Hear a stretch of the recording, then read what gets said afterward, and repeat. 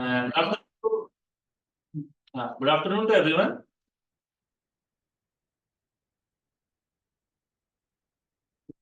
Das sir has already introduced me, so nothing left. Let's start the PPT.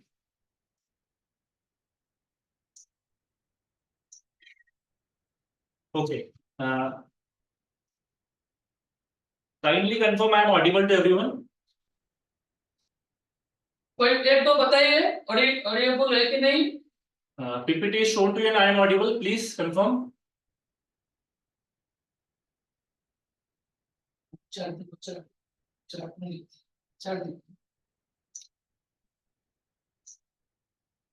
Yes. Okay.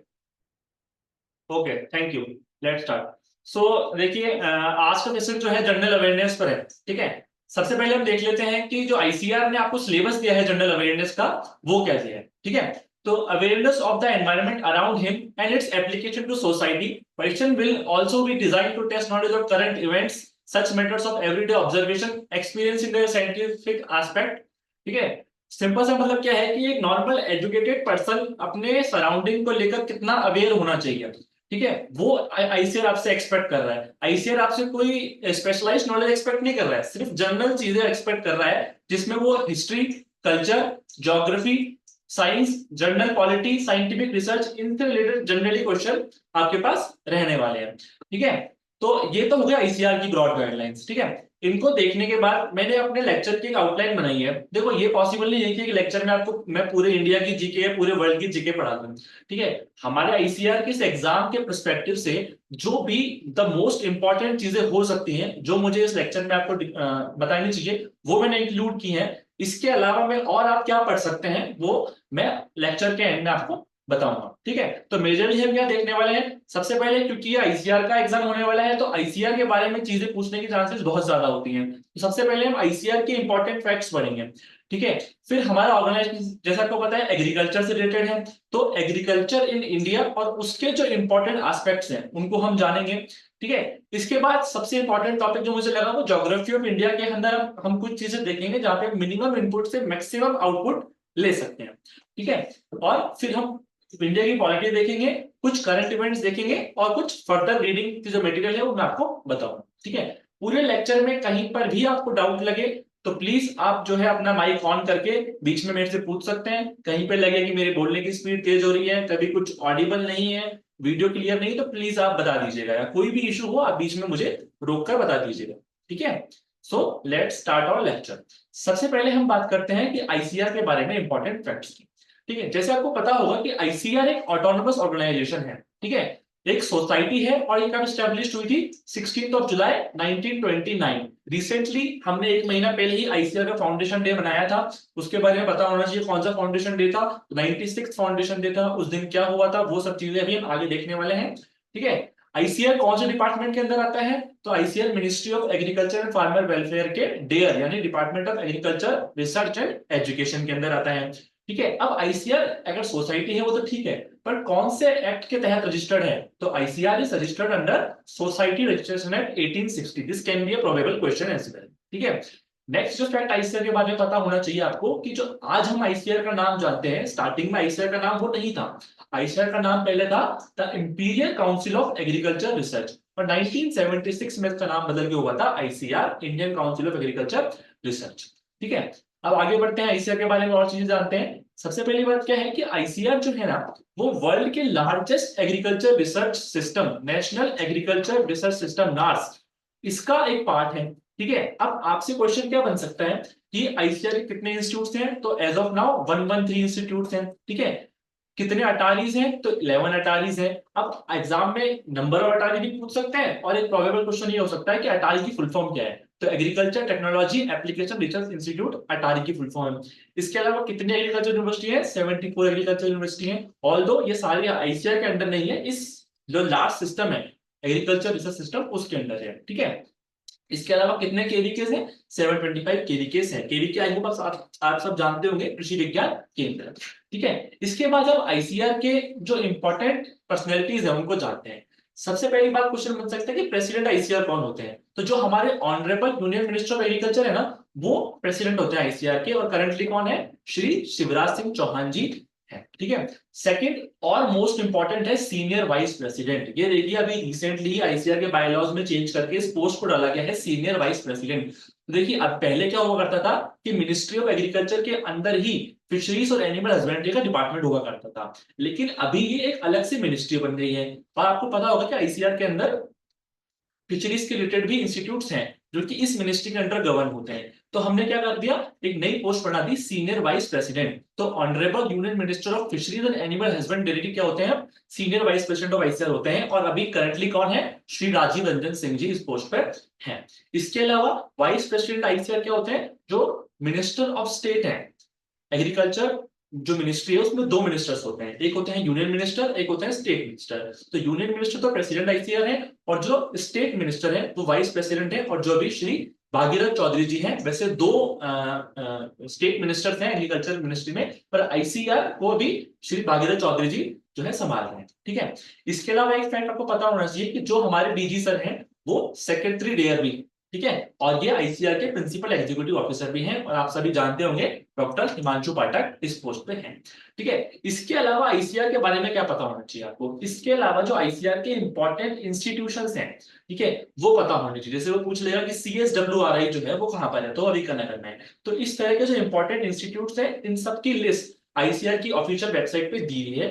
इसके अलावा भी आपको ICR की official website पे जो भी चीजें हैं, मेजरली अबाउट अस जो कॉलम है वहां पर, उन सबको एक बार पढ़ लेना है। You should go through all them, ठीक है। ये आईसीआर के बारे में इंपॉर्टेंट चीजें हो गई। अब हम आते हैं एग्रीकल्चर इन इंडिया, ठीक है, जिसके लिए हमारा डिपार्टमेंट काम करता है।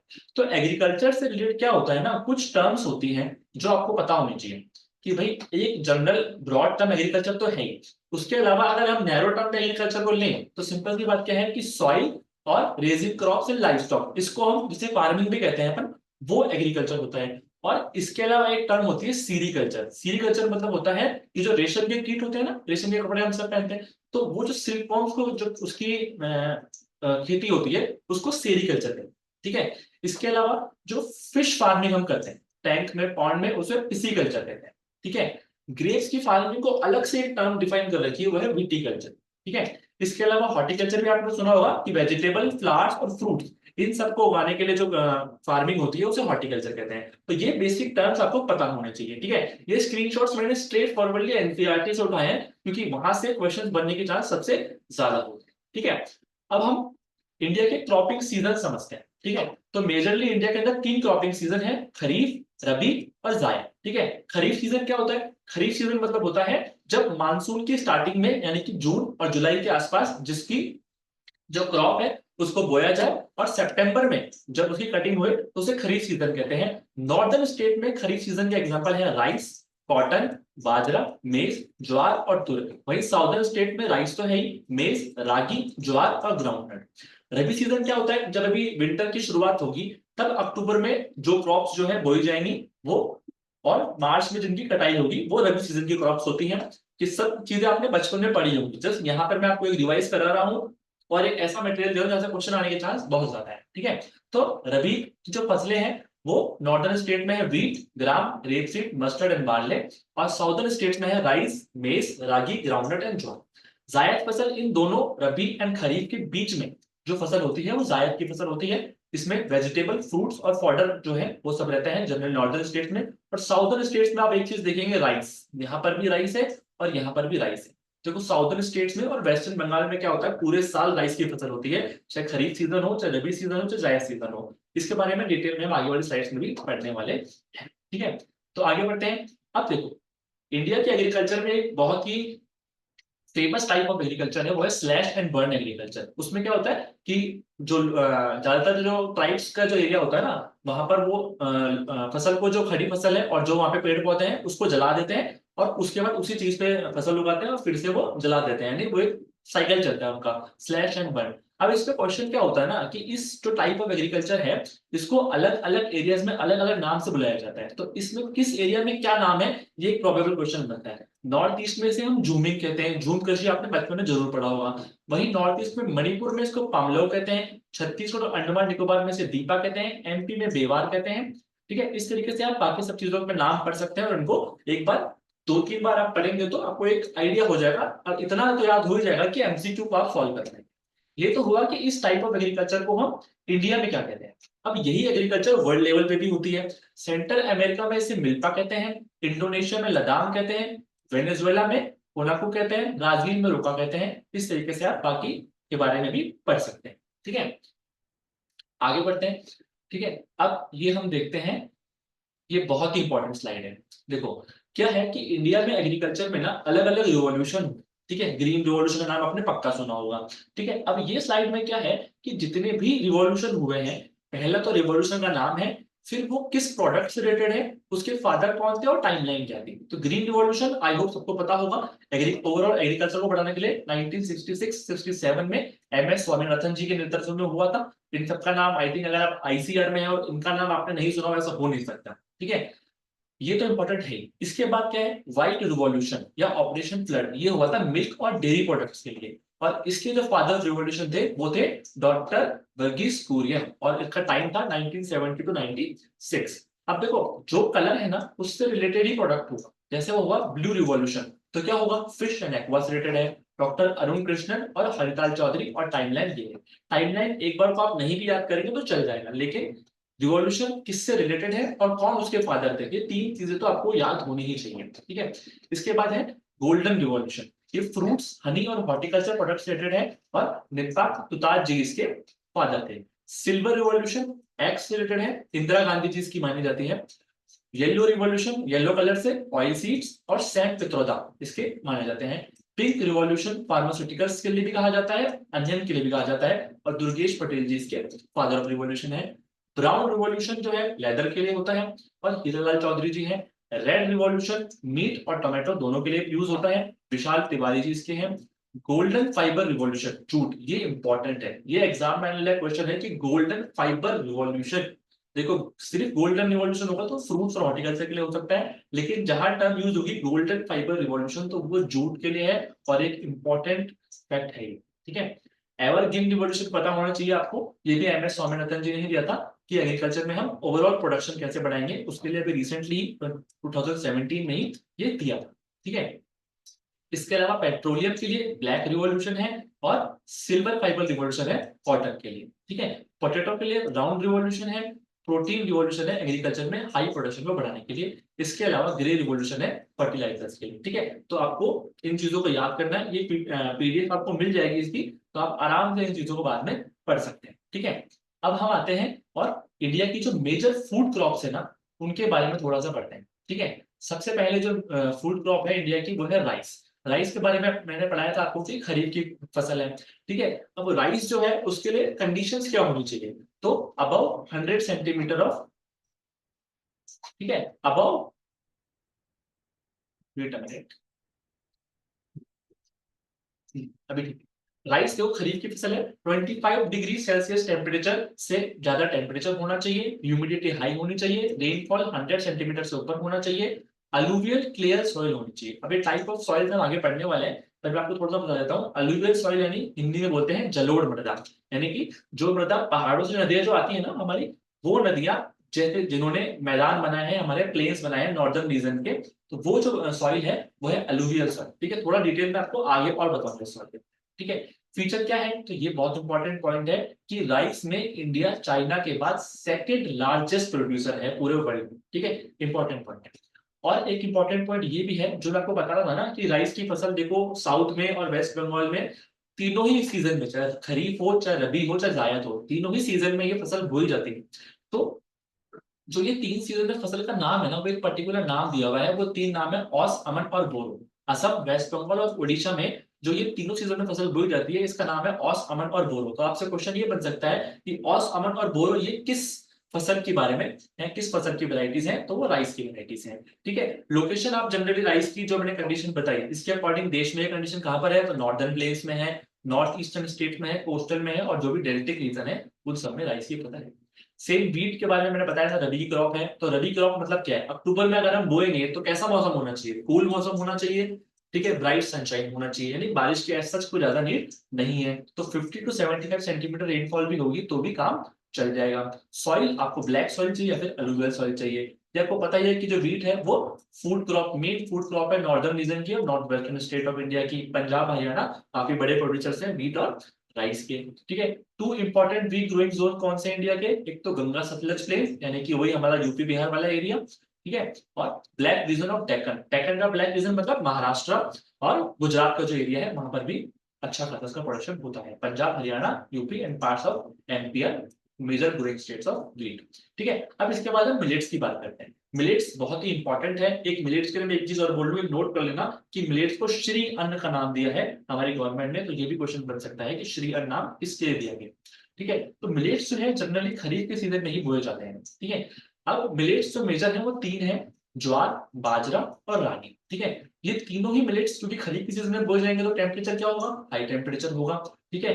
रेनफॉल देखो मिलेट्स का समझना, मिलेट्स जो है ना जैसे राजस्थान का एरिया हो गया, ठीक है, एमपी का एरिया हो गया, या फिर तेलंगाना, आंध्र प्रदेश, इस एरिया में बोए जाते हैं जहां पर रेनफॉल कम होता है, ठीक है। सॉइल भी लेस फर्टाइल होती है, मतलब जहां पे सब कंडीशन अच्छी है वहां तो राइस व्हीट आप बो देंगे, लेकिन जहां पर बारिश नहीं है, जहां पर सॉइल फर्टाइल नहीं है, तो वहां पर कौन सी फसल उगेगी, वहां मिलेट्स की फसल उगेगी, ठीक है। चाहे वो सैंडी सॉइल हो, ड्राई रीजन हो, हर जगह मिलेट्स उग जाते हैं, ठीक है। तो इसीलिए इन जो एरिया के किसान हैं इनकी अगर हमको इनकम बढ़ानी है तो मिलेट्स पे हमको फोकस करना होगा, ठीक है। तो हाँ, इनका नाम एक कोर्स ग्रेन भी यही पता होना चाहिए आपको। और सबसे इंपॉर्टेंट बात क्या है कि ये इन रीजन में तो हो ही है, साथ में ये वेरी हाई न्यूट्रिशन भी है, ठीक है। और मेजर स्टेट्स कौन से हैं, राजस्थान, बाजरा में फर्स्ट नंबर पर राजस्थान में प्रोडक्शन है, इस तरह का क्वेश्चन भी बन सकता है। उत्तर प्रदेश, महाराष्ट्र, गुजरात है, हरियाणा, ठीक है। मिलेट्स के बाद हम नेक्स्ट पढ़ते हैं मेज के बारे में। मेज भी खरीफ क्रॉप है, 21 टू 27 डिग्री टेम्परेचर रहेगा खरीफ क्रॉप के लिए। 50 टू 100 सेंटीमीटर रेनफॉल चाहिए जो कि एक मीडियम टाइप ऑफ रेनफॉल है, ठीक है। जो मेज है फूड एंड फॉडर दोनों क्रॉप के रूप में ये यूज होती है। फॉडर मतलब होता है चारे की फसल जो कि एनिमल यूनिट के लिए यूज आती है, ठीक है। और ये ओल्ड अलूवियल सॉइल में भी अच्छी उगती है। और जो ये एरियाज है कर्नाटक, यूपी, बिहार, आंध्र, तेलंगाना, ये इसके इंपॉर्टेंट है। इतना इंपॉर्टेंट नहीं है मतलब ये मेज के बारे में। मिलेट्स, राइस और व्हीट ये आपको जरूर पता होना चाहिए। पल्सेस, पल्सेस यानी दालें रबी की फसलें होती हैं। रबी की फसल मतलब अक्टूबर के आसपास बोई जाएगी। ये भी ड्राई कंडीशन में उग जाती है, इनको मॉइस्चर कंटेंट कम चाहिए होता है, ठीक है। ये रोटेशन के साथ बोई जाती है। देखो मैं बताता हूँ क्या होता है, अगर आप बार बार खेत के अंदर चावल और गेहूं, राइस व्हीट ही बोते रहेंगे तो आपकी प्रोडक्टिविटी कम हो जाएगी। तो प्रोडक्टिविटी को बढ़ाने के लिए पल्सेस को बोया जाता है, ठीक है। और इंडिया जो है ना पल्सेस का लार्जेस्ट प्रोड्यूसर एंड कंज्यूमर है पूरे वर्ल्ड में, ये फैक्ट भी बहुत इंपॉर्टेंट है, ठीक है। और दालों के नाम आप सब जानते ही होंगे। और इंपॉर्टेंट स्टेट्स वही है MP, UP, Rajasthan, Maharashtra and Karnataka, ठीक है। नेक्स्ट पढ़ते हैं शुगर केन के बारे में जो कि एक इंपॉर्टेंट फसल है, ठीक है। खरीफ सीजन की फसल है, जब आपको पता होगा कि शुगर केन के लिए वाटर अवेलेबिलिटी बहुत ज्यादा चाहिए, इसलिए खरीफ सीजन में है। टेम्परेचर मॉडरेट है, 75 टू 100 सेंटीमीटर रेनफॉल आपको चाहिए। आपकी सॉइल जो है उसकी वैरायटी अलग अलग में भी शुगर केन आपका हो जाएगा, ठीक है। और इंडिया इसका सेकंड लार्जेस्ट प्रोड्यूसर है आफ्टर ब्राजील, ये फैक्ट भी इंपॉर्टेंट है, ठीक है। और ये एक ट्रॉपिकल और सब ट्रॉपिकल क्रॉप है। यूपी, महाराष्ट्र, कर्नाटका, तमिलनाडु, आंध्र में ये बोई जाती है, ठीक है। महाराष्ट्र में इसका काफी ज्यादा प्रोडक्शन होता है, ठीक है। ऑयल सीड्स के बारे में पता होना चाहिए आपको। ग्राउंडनट, ये अलग अलग ऑयल सीड्स नाम दिए हुए हैं और कौन सी क्रॉप में है ये एक बार आप देख लीजिएगा। इसके अलावा इंपॉर्टेंट फैक्ट यहाँ पर ये है कि ग्राउंडनट का इंडिया सेकंड लार्जेस्ट प्रोड्यूसर है चाइना के बाद, और थर्ड लार्जेस्ट प्रोड्यूसर है इंडिया मस्टर्ड के अंदर, ठीक है, कनाडा और चाइना, ठीक है। इस तरह से आप इस टेबल को और डिटेल्स में पढ़ सकते हैं, इतना ज्यादा कोई इंपॉर्टेंट नहीं है। हाँ, टी के बारे में थोड़ा पता होना चाहिए। 21 डिग्री 29 डिग्री टेम्परेचर चाहिए, 150 टू 250 सेंटीमीटर तक रेनफॉल, ठीक है।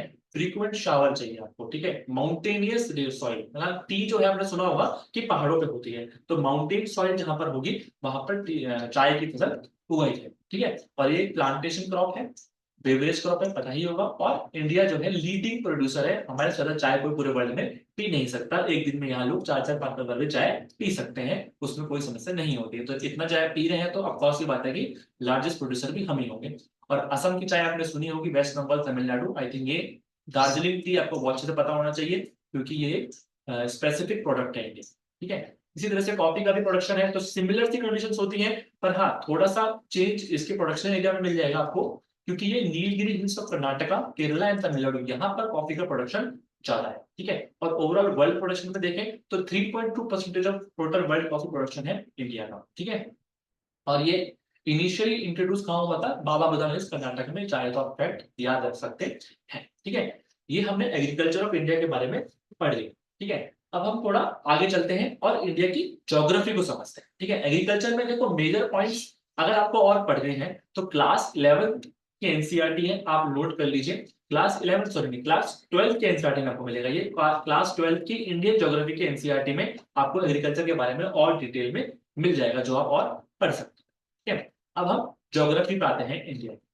ठीक है, ये इंडिया का जो मैप है इसको आपको एक बार को पूरा गो थ्रू कर लेना है, कौन सा स्टेट कहाँ पर है, कौन से स्टेट की कैपिटल क्या है, वो सब आपको एक बार देख लेना है। ठीक है, अब हम इससे रिलेटेड कुछ फैक्ट्स पढ़ लेते हैं। पहली बात तो क्या है कि इंडिया नॉर्दर्न हेमिस्फीयर के अंदर है।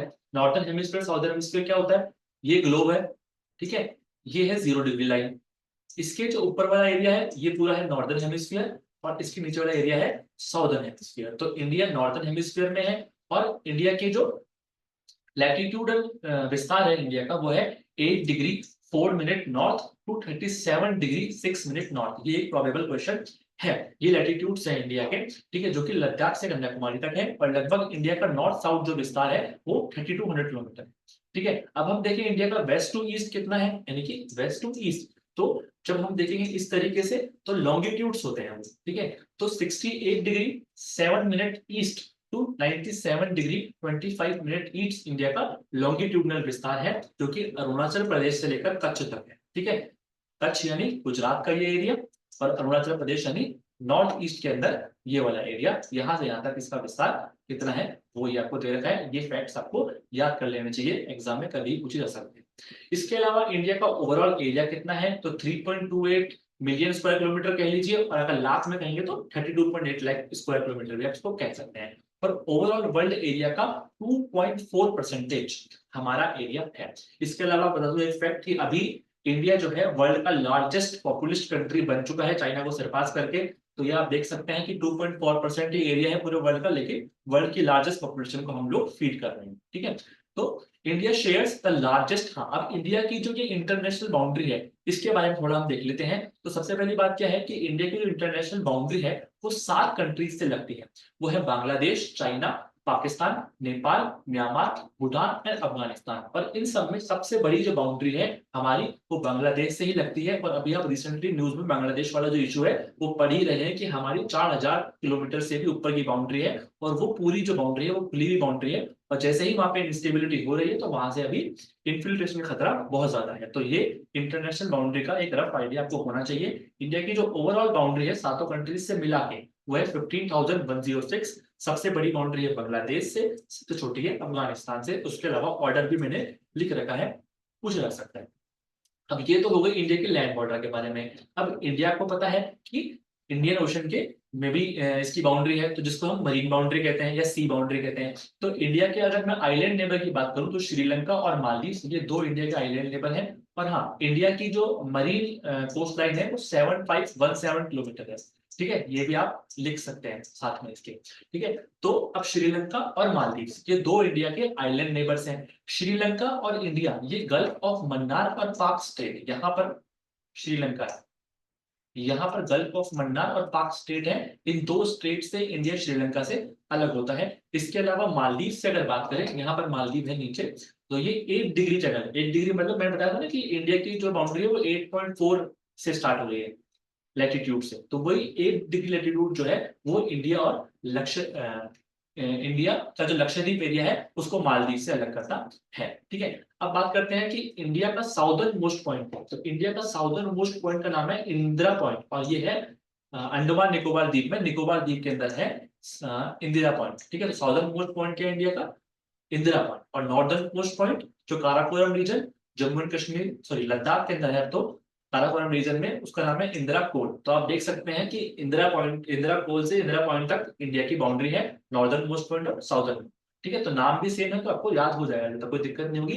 बस ये कंफ्यूज मत होना, कोल को पॉइंट मत कर देना, पॉइंट सबसे नीचे है और कोल सबसे ऊपर है। ठीक है, इंडिया की ईस्टर्न मोस्ट स्टेट्स पता होंगी आपको, अरुणाचल प्रदेश है, और वेस्टर्न मोस्ट गुजरात है, जो कि हमने यहाँ भी पढ़ी लिया था। इसके बाद दो लाइंस बहुत इंपॉर्टेंट है। एक है इंडियन स्टैंडर्ड मेरिडियन। अब ये क्या, किसका नाम है, देखो आपने सबने पता सुना होगा कि वर्ल्ड में अलग अलग जगह टाइम अलग अलग होता है। कि अमेरिका में अमेरिका जो है वो इंडिया के टाइम से 22 घंटे अलग है।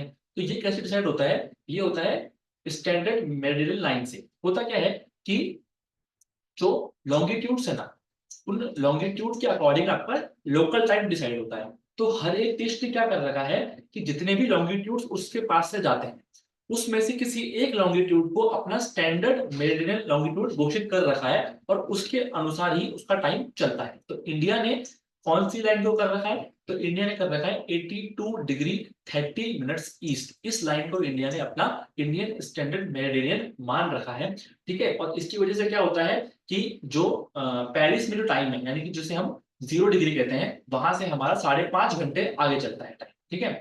क्योंकि हम ईस्ट में हैं इसलिए हमारा टाइम आगे चलता है। जो कंट्री वेस्ट में होती है पेरिस से, उनका टाइम उनके टाइम से पीछे चलता है, ठीक है। तो अब जो ये लाइन है 82 डिग्री 30 मिनट्स, ये इंडिया को यहाँ बीच में से कहीं से डिवाइड करती है, ठीक है, जिससे कि हमारा वेस्ट और ईस्ट के अंदर जो लोकल टाइम और जो हमारा स्टैंडर्ड टाइम है उसका डिफरेंस ज्यादा ना हो। तो अब जो ये लाइन है ये कौन कौन से स्टेट से होकर जा रही है? तो 5 स्टेट से होकर जा रही है और इसकी शॉर्ट फॉर्म है याद करने की, मऊका, MOUCA। मऊका, M मतलब मध्य प्रदेश, O मतलब उड़ीसा, U मतलब उत्तर प्रदेश, और उत्तर प्रदेश के भी मिर्जापुर। आप सबने वेब सीरीज देखी होगी इसलिए मैंने ब्रैकेट में लिखा है।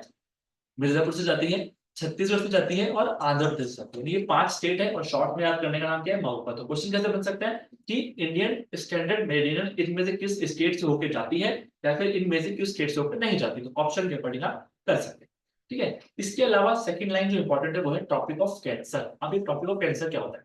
देखो, मैंने आपको बताया था कि ये आपका ग्लोब है, ये आपकी 0 डिग्री लाइन, ठीक है। अब यहाँ पे क्या है, 2 लाइंस होती हैं, ट्रॉपिक ऑफ कैंसर और ट्रॉपिक ऑफ कैप्रिकॉर्न। बचपन में आपने पढ़ा होगा, ठीक है। इसका मतलब क्या होता है कि जो हमारा सन है वो डायरेक्टली इस वाले एरिया के अंदर ही परपेंडिकुलर होता है, ठीक है। तो वो जो लिमिट्स हैं उसकी नॉर्दर्न मोस्ट लिमिट का नाम है ट्रॉपिक ऑफ कैंसर, और जिसका मतलब होता है 23 डिग्री 27 मिनट्स या फिर 23.5 डिग्री नॉर्थ, ठीक है। इस टॉपिक ऑफ कैंसर होता है। अब ये टॉपिक ऑफ कैंसर जो है ये इंडिया से होकर जाती है, और इंडिया के कौन से स्टेट से होकर जाती है? तो उसके लिए एक राजस्थानी शॉर्ट फॉर्म है, गुमदा मित्र पछेरा, ठीक है। अब जो लोग राजस्थान से हैं वो तो समझ ही जाएंगे, बाकी लोग भी अपने अकॉर्डिंग शॉर्ट फॉर्म बना लेना। गुमदा मित्र पछेरा मतलब गुजरात, मध्य प्रदेश, झारखंड, मिजोरम, त्रिपुरा, पश्चिम बंगाल यानी कि वेस्ट बंगाल, 6 से छत्तीसगढ़ और रा से राजस्थान खुद, ठीक है। तो ये 7 स्टेट्स हैं, ठीक है, जहां से टॉपिक ऑफ कैंसर जाती है। अब ये तो हो गया। अब एक प्रोबेबल क्वेश्चन क्या बन सकता है कि आप इसमें और इसमें देखो, क्या कोई कॉमन स्टेट है जिसमें से इंडियन स्टैंडर्ड मेरिडियन भी जा रही है और टॉपिक ऑफ कैंसर भी जा रही है? तो जी हाँ, 2 स्टेट हैं ऐसे, एक है MP और एक है आपका छत्तीसगढ़। तो 2 ऐसे स्टेट है जिनसे दोनों लाइंस जाती है, तो पता होना चाहिए, ठीक है। अब इसके बाद क्या है, हम इंडिया का फिजियोग्राफिक रीजन देखते हैं। फिजियोग्राफिक रीजन मतलब होता है कि इंडिया का जो पूरा टेरेन है वो कितने पार्ट में डिवाइड है। तो इसको हम मेजरली 6 पार्ट में डिवाइड कर सकते हैं। एक है आपका नॉर्दर्न या नॉर्थ ईस्टर्न माउंटेन, जो कि आपका हिमालय वाला एरिया है। एक आपका नॉर्दर्न प्लेन है, जैसे कि जो गंगा जमुना का मैदान है, यूपी बिहार वाला एरिया। एक आपका पेनिनसुलर प्लेटू है, यहाँ पर जो पठार है वो वाला एरिया, ठीक है। इंडियन डेजर्ट है राजस्थान के अंदर, कोस्टल प्लेन्स है और आइलैंड है। 2 आइलैंड है इंडिया के मेजरली, लक्षद्वीप एंड अंडमान निकोबार, ठीक है। अगर आपको इनकी डिटेल में पढ़ना है तो नोट कर लीजिए, क्लास 12 की एनसीईआरटी है इंडियन फिजिकल ज्योग्राफी की, वहां पर आपको डिटेल मिल जाएगी इन सब चीजों की कि इसके अंदर कितने डिविजन हैं, ठीक है। इसके अलावा कुछ इस मैप के अंदर ना इंपॉर्टेंट इंपॉर्टेंट पीक्स हैं, वो आप देख लेना। जैसे नंदा देवी पीक है, ये कौन से स्टेट में है? उत्तराखंड में है, ठीक है। K2 पीक है, ये लद्दाख के अंदर है। तो इस तरह की इंपॉर्टेंट पीक इसके अंदर दी हुई है, जो आप पढ़ लेना। वैसे आपको पता होगा वर्ल्ड की लार्जेस्ट कह रहा हूँ, वर्ल्ड की जो हाईएस्ट पीक है वो माउंट एवरेस्ट है, ठीक है। और इंडिया के अंदर K2 है और नंदा देवी है। K2 क्या है एक्चुअली में, ये POK में है, पाक ऑक्युपाइड कश्मीर है, ठीक है। इसलिए अगर ऐसी कोई पीक पूछे जिसका कंट्रोल इंडिया के पास है तो नंदा देवी है, और वैसे K2 इंडिया की सबसे हाईएस्ट पीक है, ठीक है। चलो आगे चलते हैं। अब थोड़ी इंडिया के रिवर्स देख लेते हैं, ठीक है। डिटेल स्टडी वही बुक है क्लास 12 की। इसके अलावा मेजरली क्या पता होना चाहिए आपको कि इंडिया का रिवर्स 2 पार्ट में डिवाइडेड है, हिमालयन और पेनिनसुलर।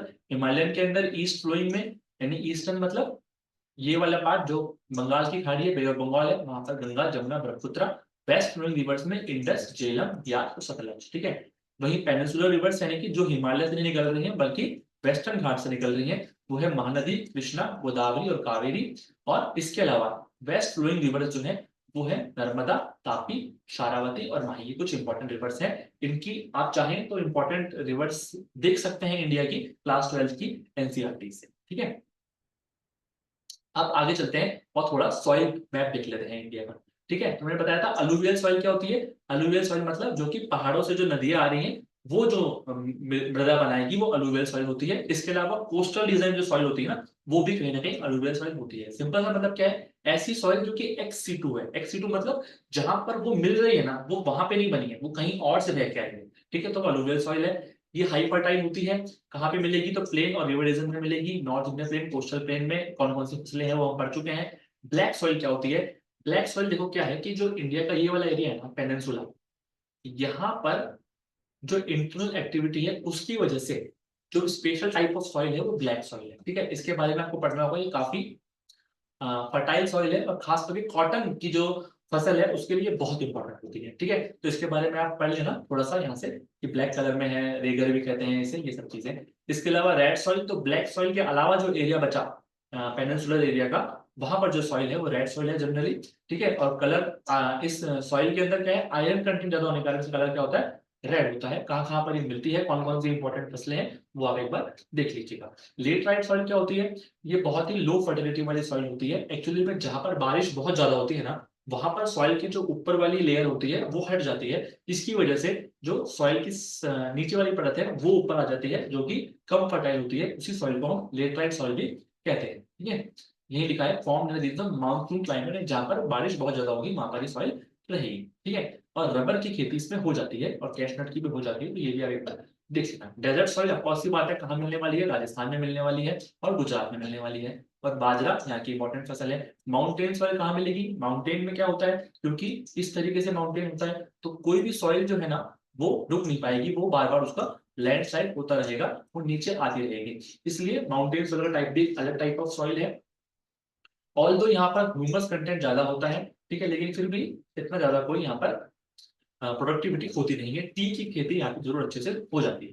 ठीक है, तो ज्योग्राफी के ये मेजर पॉइंट्स हैं। इसके अलावा अगर आपको ज्योग्राफी पढ़नी है तो क्लास 12 की एनसीईआरटीज और क्लास 11 की एनसीईआरटी से आप पढ़ सकते हैं ज्योग्राफी। ठीक है, वैसे मेरे हिसाब से इतना बहुत रहेगा। फिर भी अगर आप चाहें फर्दर रीडिंग के लिए, अगर आप कोई और एग्जाम की तैयारी कर रहे हैं तो जरूर आप पढ़ते ही होंगे और आपको इस एग्जाम के लिए भी आप पढ़ सकते हैं। चलो, अब आते हैं next topic, that is polity of India. ठीक है, पॉलिटी ऑफ इंडिया पे आते हैं। सबसे पहली पॉलिटी यानी हमारी कॉन्स्टिट्यूशन ऑफ इंडिया, और कॉन्स्टिट्यूशन ऑफ इंडिया की जो स्टार्ट होती है वो होती है प्रियम्बल से। तो प्रियम्बल आपको आनी चाहिए। ठीक है, यानी इसमें कौन कौन से वर्ड्स यूज किए गए हैं, उनका क्या मतलब है, मेजरली को पता होना चाहिए। एग्जाम में कैसे पूछेगा कि इनमें से कौन सा वर्ड्स प्रियम्बल में नहीं। ठीक है, या फिर प्रियम्बल में जो ये वर्ड्स हैं ये किस ऑर्डर में है, ये भी एग्जाम में पूछा जा सकता है। तो हिंदी में क्या होता है, हम भारत के लोग भारत को एक संपूर्ण प्रभुत्व संपन्न, संपूर्ण प्रभुत्व संपन्न मतलब कि हमारे फैसले करने का राइट्स हमारे पास है। समाजवादी यानी कि हम कैपिटलिस्ट नहीं है बल्कि हम सोशलिस्ट यानी कि वेलफेयर इकोनॉमी है। पंथ निरपेक्ष यानी जो राज्य है उसका अपना कोई धर्म नहीं है। लोकतंत्रात्मक गणराज्य, ठीक है, यानी कि हम लोकतंत्र है, हम डेमोक्रेसी है। ठीक है, तो इंग्लिश में क्या वर्ड्स है, sovereign, socialist, secular and democratic Republic. ठीक है, इसके अलावा सामाजिक आर्थिक राजनीतिक न्याय ये हमारे लक्ष्य है। ठीक है, justice is the target of Indian constitution as well as Indian society. Justice of social economic and political. ठीक है, liberty of thoughts expression belief and faith, equality of status opportunity fraternity, ये वर्ड सारे हैं जो आपको पता होने चाहिए। ठीक है, इसके अलावा बहुत ही इंपॉर्टेंट है ये डेट। ठीक है, जनरली हम क्या समझते हैं कि हमारा कॉन्स्टिट्यूशन बना था 26 जनवरी 1950, जो की बात बिल्कुल सही है कि क्योंकि हमारा गणतंत्र दिवस उसी दिन होता है। लेकिन जो हमारा कॉन्स्टिट्यूशन है ये रेडी हो गया था और अडॉप्ट हो गया था 26 नवंबर 1949 को ही। और अभी जो करंट गवर्नमेंट है उसने इस दिन को कॉन्स्टिट्यूशन डे के नाम से एक फॉर्मल नाम भी दे दिया है। तो आपसे एग्जाम में पूछ सकता है कि हमारा कॉन्स्टिट्यूशन डे कब है, तो जनरली आप कंफ्यूज होके 26 जनवरी मत कर दीजिएगा, दैट इज 26 नवंबर 1949। ठीक है, ओके। अब हम कॉन्स्टिट्यूशन के बारे में बताता हूँ थोड़ा आपको। और जो हमारा कॉन्स्टिट्यूशन है उसमें अलग अलग आर्टिकल्स हैं, वो बात बिल्कुल ठीक है। पर जैसे एक बुक होती है उसमें अलग अलग चैप्टर होते हैं ना, वैसे हमारे कॉन्स्टिट्यूशन में टोटल 22 पार्ट्स हैं। ठीक है, तो कौन से पार्ट में कौन सा एक जैसे चैप्टर है तो वो आपको पता होना चाहिए। ठीक है, तो पार्ट फर्स्ट में यूनियन और इट्स टेरिटरी यानी जमीन किसकी कहाँ है, सबसे पहले तो वही बताएंगे। ठीक है, सबसे पहले क्या होगा, जमीन, यानी पार्ट 1 में जमीन, यूनियन एंड इट्स टेरिटरी, और इसमें आर्टिकल 1 to 4 है। पार्ट 2 इस जमीन में रहने वाले लोग कौन से हैं, सिटीजनशिप, ठीक है, यानी कि सिटीजनशिप की क्या क्या प्रोविजंस हैं, कैसे सिटीजनशिप मिलेगी, कैसे हटेगी, ये सब आर्टिकल 5 to 11 में दिया हुआ है। अब जो लोग रह रहे हैं उनके कुछ राइट्स भी तो होंगे, यानी फंडामेंटल राइट्स पार्ट नंबर 3 में आर्टिकल 12 to 35। इसके बाद इन सबको चलाने के लिए गवर्नमेंट होगी, वो कुछ प्रिंसिपल्स पे काम करेगी, यानी पार्ट 4 में डायरेक्टिव प्रिंसिपल्स। अरे गवर्नमेंट की तो बात कर ली, पर जो लोगों को राइट्स दे दिए हमने, उनकी कुछ ड्यूटीज भी तो होंगी। तो पार्ट 4A के अंदर फंडामेंटल ड्यूटीज और आर्टिकल 51A, और इसको हमने बाद में छोड़ा था। पार्ट 5 में यूनियन गवर्नमेंट के बारे में, पार्ट 6 में स्टेट गवर्नमेंट के बारे में है, पार्ट 7 अब हटा दिया गया है, ठीक है। पार्ट 8 यूटी यानी यूनियन टेरिटरीज जो होती हैं, part 9 panchayat, 73rd constitution amendment act आप सबने पढ़ा होगा, उससे हमने पंचायत को कॉन्स्टिट्यूशन स्टेटस दिया था। और पार्ट 9A में म्यूनिसिपैलिटीज जो अर्बन हमारी नगर निगम वगैरह होते हैं उनके बारे में, 9B में कोऑपरेटिव सोसाइटीज जो बनी होती है जैसे अमूल वगैरह, उनके बारे में है 9B में। 10 में शेड्यूल और ट्राइबल एरिया के बारे में है। पार्ट 11 में यूनियन और स्टेट में जो रिलेशन है उनके बारे में है। पार्ट 12 में फाइनेंस प्रॉपर्टी है, इन सब के बारे में है। इस तरीके से आप सारे पार्ट्स पढ़ लीजिएगा।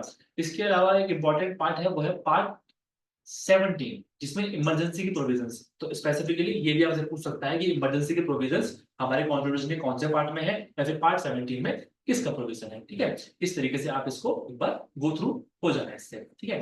अब इसके बाद कॉन्स्टिट्यूशन में क्या है, पार्ट्स पार्ट्स के अंदर आर्टिकल्स तो हैं, उसके अलावा जैसे हम कभी भी आपने आईसीआर में काम करते हुए भी कई बार देखा होगा कि एनेक्सर जुड़े हुए होते हैं, ठीक है, कि कोई डॉक्यूमेंट होता है और उसके पीछे एनेक्सर होते हैं। तो वैसे ही एनेक्सर के रूप में क्या है, शेड्यूल जुड़े हुए हैं हमारे कॉन्स्टिट्यूशन ऑफ इंडिया में। तो कौन से शेड्यूल में कौन सी बात है, ये पता होना चाहिए आपको। फर्स्ट शेड्यूल में क्या है, name of states and union territory. तो पार्ट 1 में भी क्या था, स्टेट एंड यूनियन उनकी ये थी यूनियन एंड इट्स टेरिटरी, लेकिन उसकी डिटेल कहाँ पर है, उस एनेक्सर 1 के अंदर है, यानी जिसको हम क्या कहते हैं, शेड्यूल यानी अनुसूची कहते हैं कॉन्स्टिट्यूशन की भाषा में। तो ये सब फर्स्ट में दिया हुआ है। सेकेंड शेड्यूल में क्या दिया हुआ है, सबसे पहले किसकी बात करेंगे इंडिया में, हम सैलरी की बात करेंगे, ठीक है। जगह डिसाइड हो गई, अब हमको सैलरी चाहिए, तो सैलरी प्रिविलेजेस इन सब की बात क्या है, सेकंड शेड्यूल में है। अब क्वेश्चन क्या बनेगा, ये तो बनेगा ही कि सेकंड शेड्यूल में क्या है, और ये भी बनेगा कि सेकंड शेड्यूल में किस कितनी सैलरी दी हुई है। आपकी और मेरी सैलरी तो कॉन्स्टिट्यूशन में लिखी नहीं हुई, तो लिखी हुई है प्रेसिडेंट ऑफ इंडिया की,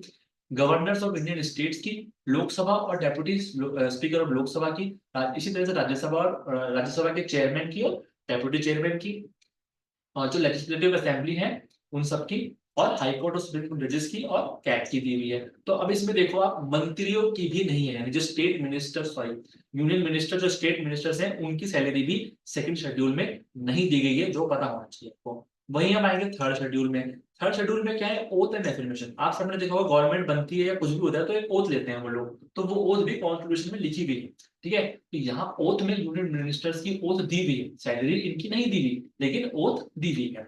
इसी तरीके से पार्लियामेंट का जब कोई चुनाव लड़ता है तो वो कौन सी ओथ लेगा, वो भी थर्ड शेड्यूल में है, ठीक है। एमपी की है, सुप्रीम कोर्ट जजेस की है, कैट की है, और इस तरीके से स्टेट मिनिस्टर्स की भी है।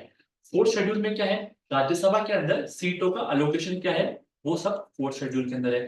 फिफ्थ शेड्यूल में क्या है, हमने एक ये पढ़ी थी, पार्ट नंबर 10। पार्ट नंबर 10 में क्या था, शेड्यूल और ट्राइबल एरियाज के बारे में था। तो इसी का जो एक्सप्लेनेशन है वो फिफ्थ शेड्यूल में दिया हुआ है कि इन सब में कौन कौन से प्रोविजंस, ठीक है। इसके अलावा सिक्स शेड्यूल के अंदर स्पेसिफिकली 4 स्टेट्स के लिए दिया हुआ है, ठीक है। सेवन शेड्यूल इंपॉर्टेंट है, ठीक है, यूनियन स्टेट एंड कंकरेंट। जो लिस्ट आपने सुना होगा कि यूनियन लिस्ट का मैटर है, ये स्टेट लिस्ट का मैटर है, कि 7 शेड्यूल के अंदर है। और एक बहुत ही इंपॉर्टेंट फैक्ट बता दूं मैं आपको, नोट कर लीजिएगा, एग्रीकल्चर जो है वो स्टेट लिस्ट का सब्जेक्ट है, ठीक है। फिर भी सेंट्रल गवर्नमेंट ने आईसीआर और मिनिस्ट्री बना रखी है, लेकिन ये स्टेट सब्जेक्ट है, तो कंफ्यूज मत होना, सब्जेक्ट स्टेट लिस्ट का है, ठीक है। 8 शेड्यूल के अंदर हमारी 22 ऑफिशियल लैंग्वेजेस हैं जिसमें गवर्नमेंट ऑफिस में काम हो सकता है, ठीक है। ये 22 लैंग्वेज देख लेना कौन सी लैंग्वेज है कौन सी नहीं है।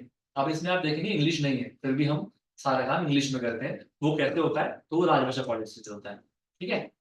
नेक्स्ट है 9th शेड्यूल। हाँ, कुछ लॉज ऐसे होते हैं, अगर सेंट्रल गवर्नमेंट या स्टेट गवर्नमेंट इसको 9th शेड्यूल में डलवा दे, तो फिर जो कोर्ट है वो उसकी जांच नहीं कर सकता। ऐसा था प्रोविजन, लेकिन 2007 में सुप्रीम कोर्ट ने अपनी पावर दिखाते हुए कह दिया कि तुम कितनी भी शेड्यूल बना लो, हम तो रिव्यू करना चाहेंगे तो कर ही लेंगे, ठीक है। तो ये सुप्रीम कोर्ट डिसीजन दिए, तब से कोई इतनी इंपॉर्टेंट नहीं है 9th शेड्यूल, क्योंकि इसमें डालने के बाद भी आपको जुडिशरी से जो सुरक्षा है वो नहीं मिलती है। जुडिशरी किसी भी लॉ का आपको रिव्यू कर सकती है और उसको जीरो कर सकती है। टाइम शेड्यूल पता होना चाहिए आपको कि जो ये डिफेक्शन होता है ना कि एक पार्टी दूसरे पार्टी में चले जाते हैं एमपी एमएलए, तो उनकी पोस्ट चली जाती है, वो जो है 10th शेड्यूल में दिया हुआ है डिफेक्शन के लॉस। 11th शेड्यूल के अंदर जो हमने पंचायत बनाई थी ना, उसके जो मैटर्स हैं वो सब 11th शेड्यूल में दिए हुए हैं, और 12th शेड्यूल में उसी तरीके से आपकी जो अर्बन लोकल बॉडीज है उनके मैटर दिए गए हैं।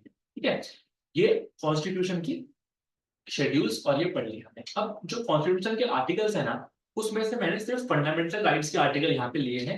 इसके अलावा भी अगर आप इंपॉर्टेंट चीजें पढ़ना चाहें तो एक लक्ष्मीकांत बुक आती है, आप चाहे तो उससे पढ़ सकते हैं, या फिर क्लास 11th के एनसीईआरटी में भी आपको ये मिल जाए। ठीक है, तो सबसे पहले क्योंकि फंडामेंटल राइट सबसे इंपॉर्टेंट पार्ट है हमारे इंडियन कॉन्स्टिट्यूशन का, तो ये आपको पता होना चाहिए। तो आर्टिकल 14 टू 18 पहला राइट है राइट टू इक्वालिटी। आर्टिकल 14 में इक्वालिटी बिफोर लॉ, यानी लॉ के आगे सब लोग इक्वल है। आर्टिकल 15 में लिखा है किसी भी इंसान के साथ रिलीजन, रेस, कास्ट, सेक्स और प्लेस ऑफ बर्थ के आधार पर डिफरेंशिएशन नहीं किया जाएगा।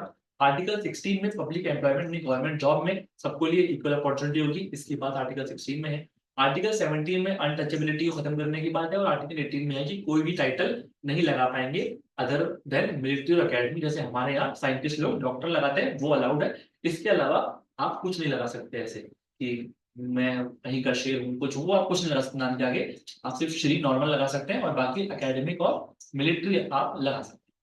ठीक है, इसके अलावा क्या है, राइट टू फ्रीडम है, ये आर्टिकल 19 टू 22 है। आर्टिकल 19 आपको राइट देता है, कुछ 6 बेसिक राइट है। Freedom of speech and expression, बार बार इसको आप सुनते होंगे कि बोलने की आजादी है, आप बार बार न्यूज चैनल में सुनते होंगे कि भैया बोलने की आजादी है, हमें बोलने नहीं दिया जा रहा है, तो वो कहाँ से मिलता है, आर्टिकल 19 से मिलता है। इसके अलावा पीसफुल असेंबली का आपको अधिकार है, कोई ग्रुप बनाने का, यूनियन बनाने का अधिकार है। ठीक है, इस तरीके से कुछ 6 राइट आपको दिए हुए हैं।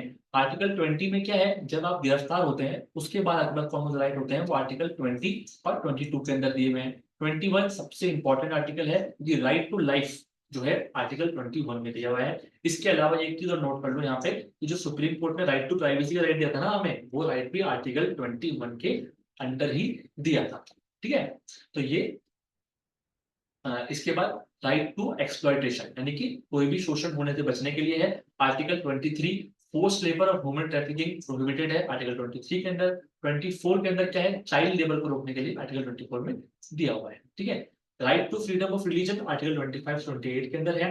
25 के अंदर क्या है, पर्सनल लेवल पे जो हमें हमारे पास राइट है अपने रिलीजन को मानने का, वो 25 के अंदर है। 26 के अंदर है कि हम कोई भी रिलीजियस ऑर्गेनाइजेशन जो बनाते हैं उसका जो कंट्रोल होता है वो उसके पास ही रहता है, इसका राइट भी आर्टिकल 26 से दिया हुआ है। ठीक है, इसके अलावा आर्टिकल 27 में क्या है कि स्पेशल फेथ से हम कोई स्पेशल टैक्स नहीं ले सकते। ठीक है, किसी भी रिलीजन से हम अलग से कोई टैक्स नहीं ले सकते, आर्टिकल 27 में है। और आर्टिकल 28 में रिलीजियस स्कूल्स बनाने का राइट है।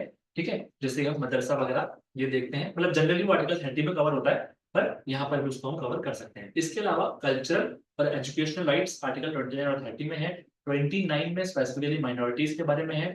30 में minorities have the right to create and run educational institution, जो मैं कह रहा था मदरसा वगैरह, उसका राइट आपको आर्टिकल 30 से भी मिलता है। ठीक है, इसके अलावा 31 जो है राइट टू प्रॉपर्टी था, जो कि अबॉलिश हो गया है अब।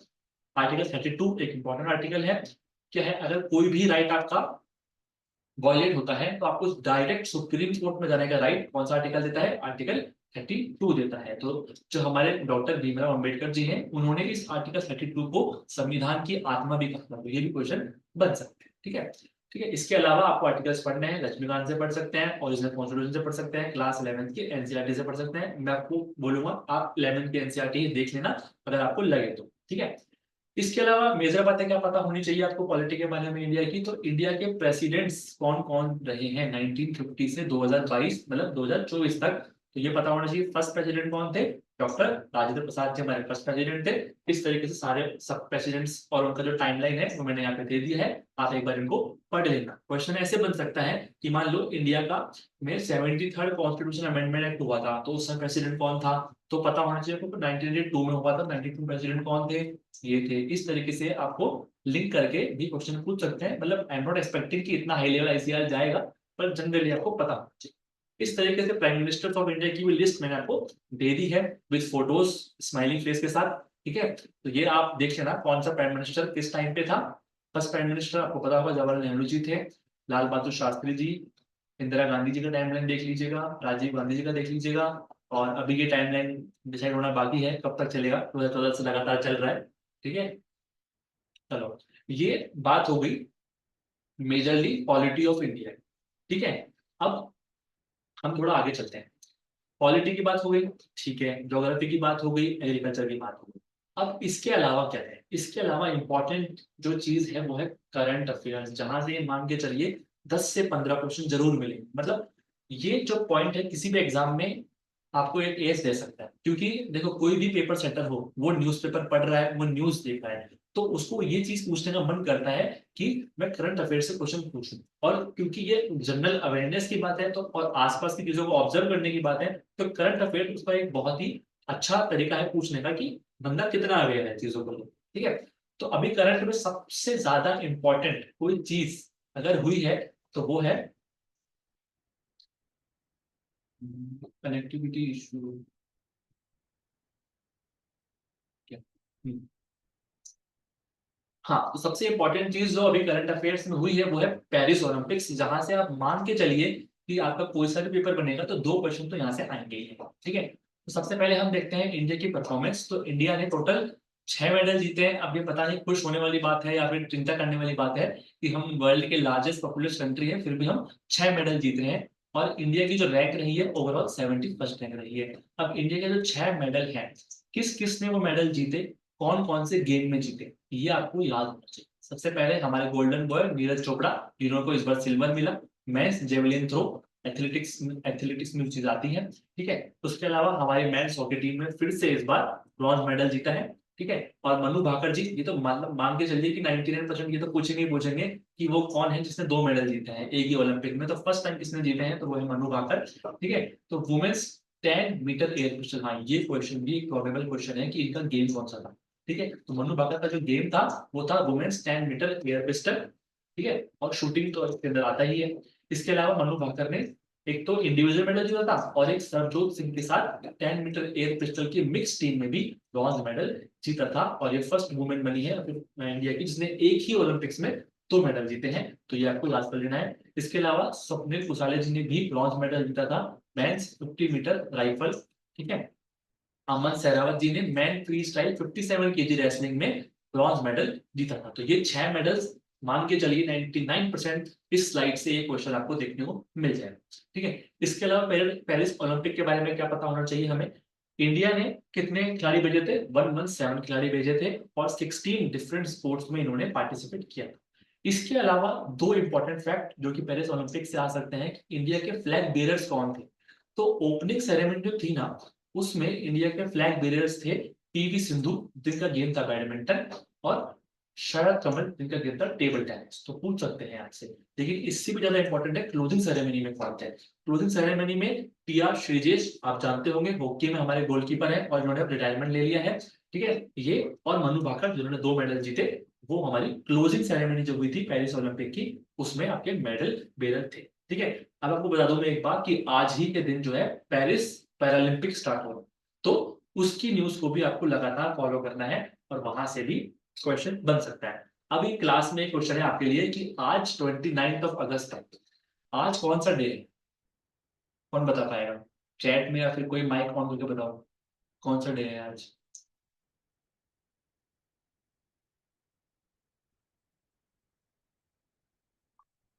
गूगल पे सर्च करके नहीं बताना है।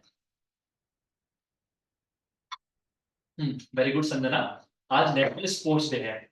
ठीक है, 29 अगस्त नेशनल स्पोर्ट्स डे है।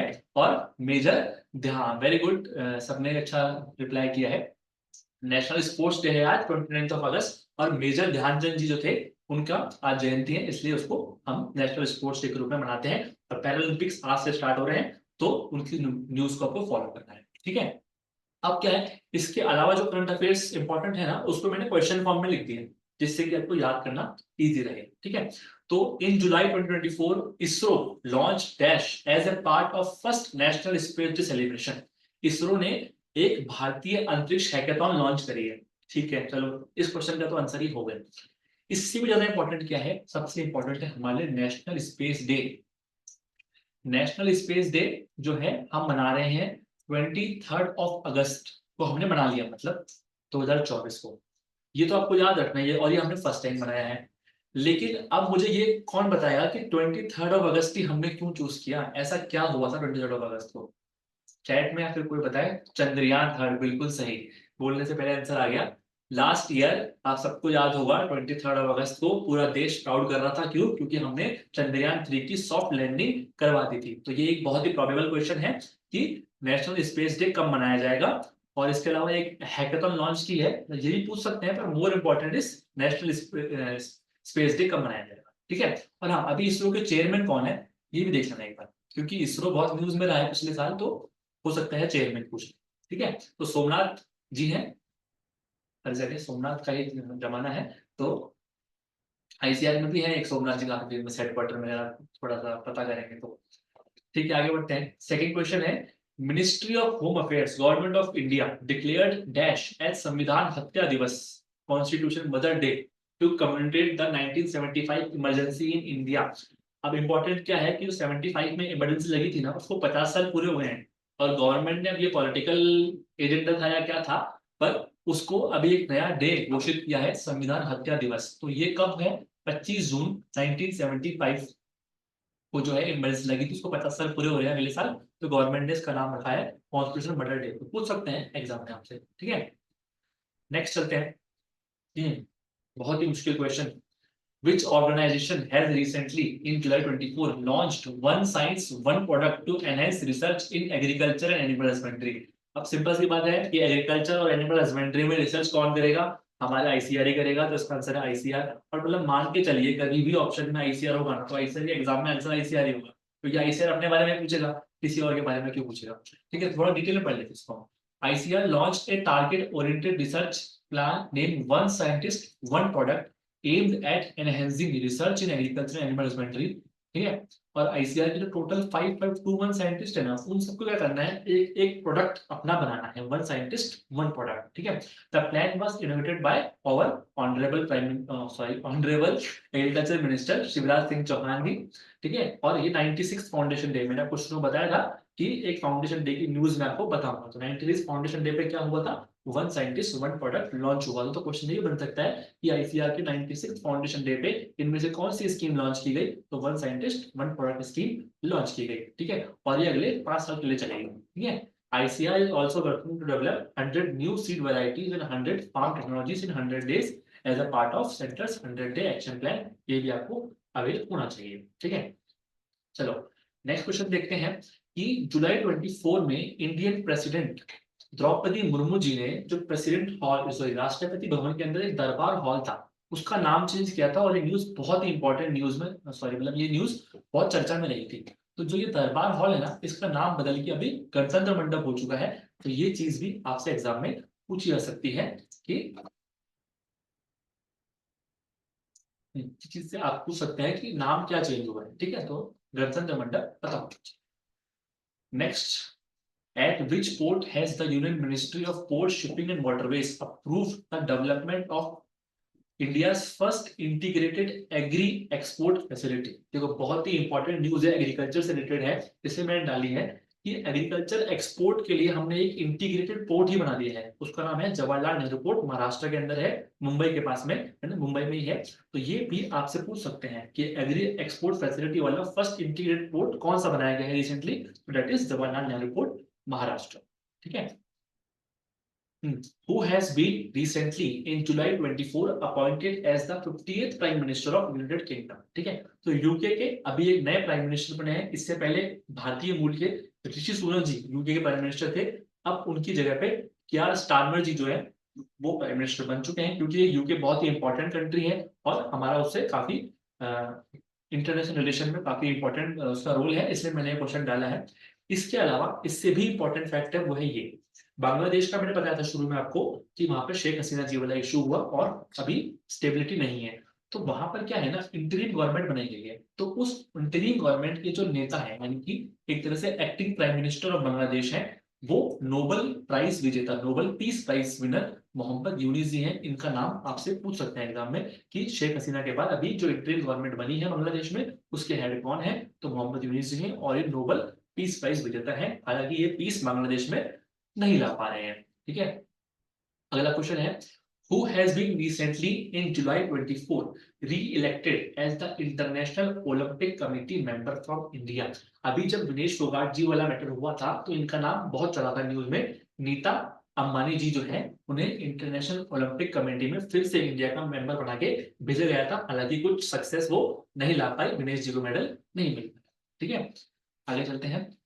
Who has been recently in July 24 appointed as the new head coach of Indian cricket team। देखो मैंने कुछ सैंपल पेपर देखे थे तो वहां पे क्रिकेट से भी क्वेश्चन थे। तो अभी क्रिकेट से सबसे इंपॉर्टेंट न्यूज यही है कि हेड कोच कौन बने हैं, तो गौतम गंभीर जी हेड कोच बने हैं। इसके अलावा आई थिंक ये सबको पता होगा कि recently T20 world cup India ने जीता है, तो वो क्वेश्चन आएगा भी तो पढ़ाने की कोई नीड नहीं है मतलब। पर हाँ ये पता होना चाहिए कि नए हेड कोच कौन बने, तो गौतम गंभीर जी नए हेड कोच बने हैं।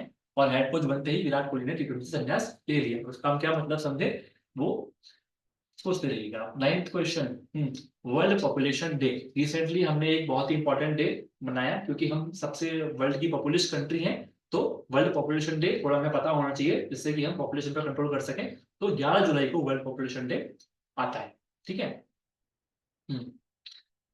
इसके बाद मतलब जल्दी ही स्लाइड खत्म होने वाली है, खुशी का मंजर होगा सभी के लिए।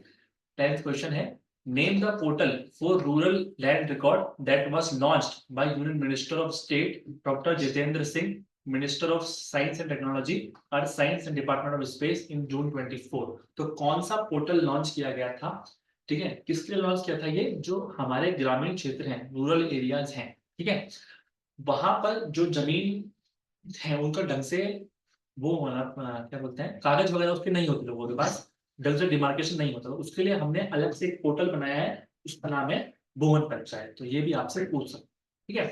तो स्लाइड वाइज ये मेरी तरफ से इतना था क्योंकि मैंने ज्यादा चीजें इंक्लूड करने मतलब जितनी इंपॉर्टेंट चीजें थी जो मुझे लगी वो मैंने इंक्लूड कर दी है। ठीक है, आई होप इस स्लाइड से और इस क्लास से काफी क्वेश्चन जो है एग्जाम में आपको देखने को मिलेंगे। ठीक है, अब इसके अलावा मैं आपको थोड़ी सी बताता हूँ स्ट्रेटेजी कि आप और क्या पढ़ सकते हैं। ठीक है, देखो करंट अफेयर्स के लिए अगर आपको पढ़ना है कुछ कि आप लास्ट का पढ़ लें तो करंट जीके टुडे या कोई मैगजीन आप पढ़ सकते हैं। बट बेटर ये रहेगा कि अभी आप रेगुलर जो न्यूज़पेपर में करंट अफेयर्स आ रहे हैं उन सबको आप पढ़ते रहें। ठीक है, इसके अलावा जो चीजें मैंने क्लास में कवर नहीं करी है और आपके सिलेबस में है उसको आपको कहाँ से पढ़ना है। ठीक है, सबसे पहले हमने सिलेबस देखा था तो देखो हिस्ट्री के बारे में मैंने कोई बात नहीं करी क्योंकि इस छोटी क्लास में एक सेशन में हिस्ट्री के बारे में पढ़ाना पॉसिबल नहीं है। सेम कल्चर के बारे में मैंने कोई बात नहीं करी। तो हिस्ट्री और कल्चर के बारे में अगर आपको पढ़ना है तो देखो कोई भी जीके का सब्जेक्ट हो, एनसीईआरटी उसके लिए सबसे सबसे बेस्ट सोर्स होता है पढ़ने का। ठीक है, अब क्या करना है, हिस्ट्री की क्लास 9th और क्लास 10th की जो एनसीईआरटी है उसको आप सेलेक्टिवली पढ़ सकते हैं। ठीक है, सेलेक्टिवली मतलब जैसे इंडिया का नेशनल मूवमेंट है वो एक इंपॉर्टेंट टॉपिक है, उसको आप वहां से पढ़ सकते हैं। ठीक है, इसके अलावा आप इंडिया की जो ओल्ड सिविलाइजेशन है जैसे सिंधु घाटी सभ्यता है, इंडियन वैली सिविलाइजेशन, उसको आप पढ़ सकते हैं। तो आप मेजर मेजर टॉपिक जो कि हर एग्जाम पूछे जाते हैं उसको आप पढ़ सकते हैं एनसीईआरटी से, history class 9th and 10th। ठीक है, कल्चर के बारे में अगर आपको पढ़ना है इंडिया के तो क्लास 12th की फाइन आर्ट्स नाम से एक एनसीईआरटी आती है, उसको आप पढ़ सकते हैं। काफी अच्छी एनसीईआरटी है, थोड़ी सी बल्कि हो जाएगा पढ़ना, लेकिन अगर आपको इंटरेस्ट है तो काफी आपको मजा आएगा पढ़ने में। इंडिया के अलग अलग स्टेट में क्या कल्चर है, क्या क्या इंडिया के अंदर कौन कौन से टेम्पल्स हैं, वो कैसे बने हुए हैं, नागल स्टाइल, द्रविड़ स्टाइल, वो सब क्लास 12th फाइन आर्ट्स की एनसीईआरटी आप नोट कर लीजिए। हिंदी इंग्लिश दोनों में अवेलेबल है एनसीईआरटी, पीडीएफ में भी अवेलेबल है, आप आराम से पढ़ सकते हैं। ज्योग्राफी के बारे में मेजर चीजें मैंने लगभग बता दी है। इसके अलावा भी अगर आपको फिजिकल ज्योग्राफी के बारे में पढ़ना है तो क्लास 11th की जो वर्ल्ड ज्योग्राफी मतलब अगर आपको पढ़ना है तो क्लास 11th की एनसीईआरटी आप पढ़ सकते हैं। इंडियन ज्योग्राफी के लिए ही क्लास 11 की दूसरी एनसीईआरटी ज्योग्राफी की वो पढ़ सकते हैं और क्लास 12 की एनसीईआरटी पढ़ सकते हैं। ठीक है, इकोनॉमिक्स के अंदर देखो क्या होता है ना कि मैंने कुछ सैंपल पेपर्स भी देखे थे तो इतने कोई खास क्वेश्चन होते नहीं है। जनरली अगर आप न्यूज़पेपर पढ़ रहे हैं तो जो इकोनॉमी में चल रहा है इंडिया की वो सब भी आपको पता है तो वो इनफ रहेगा। फिर भी अगर आपको पढ़ना है तो आप इकोनॉमिक्स में भी क्लास 11th की जो एनसीईआरटी है वो रेफर कर सकते हैं। हाँ, साइंस के लिए मैं आपको जरूर कहूंगा कि आप क्लास 9th और 10th ये दो एनसीईआरटी जो है वो पढ़ सकते हैं सिलेक्टिवली क्योंकि वहां से कुछ क्वेश्चन रहने वाले हैं एग्जाम के अंदर। और जनरली अगर आपने साइंस के स्टूडेंट रहे हैं और नहीं भी रहे हैं, 10th तक आपने साइंस पढ़ी है तो इतना हार्ड एंड फास्ट क्वेश्चन नहीं पूछे जाने वाले हैं साइंस से, नॉर्मल क्वेश्चन पूछे जाने वाले हैं। पॉलिटी का मैंने बताई दिया, आपको मेजर चीजें बताई दी। इसके अलावा आप एनसीईआरटी क्लास 11 एंड क्लास 12 पढ़ सकते हैं। साइंटिफिक रिसर्च जनरली आईसीआर में जो चल रही है, आईसीआर का न्यूज़लेटर आता है, वो पढ़ सकते हैं। वेबसाइट आपको आईसीआर की जरूर से विजिट करनी है, ठीक है। अब इसके अलावा session is open to you, अगर आपके कोई डाउट्स हैं वो आप पूछ सकते हैं। क्लास में कहीं बीच में कुछ समझ में नहीं आया, आपने नोट करके रखा हो, वो आप पूछना चाहें वो आप पूछ सकते हैं। आप प्लीज माइक में भी बोल सकते हैं और चैट में भी बोल सकते हैं। पूछिए, अभी आपका पास है, क्या डाउट है या क्या पूछना चाहते हैं, पूछ सकते हैं।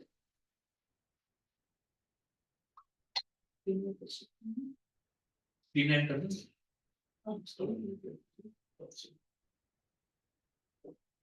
ये करना कहाँ से होगी? कुछ any doubt, anything on general awareness?